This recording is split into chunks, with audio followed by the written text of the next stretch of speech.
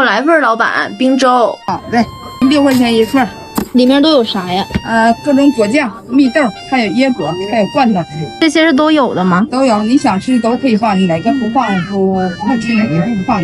行，那你都给我放吧。给你放啊。这是果酱。对，这咋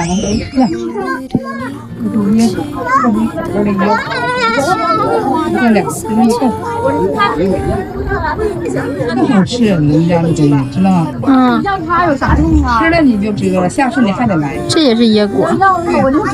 这是水晶果。这是罐头吗？罐头，好罐头。这个我知道，这是青蛙卵，龙眼。还是童年记忆中的味道，有没有吃过的？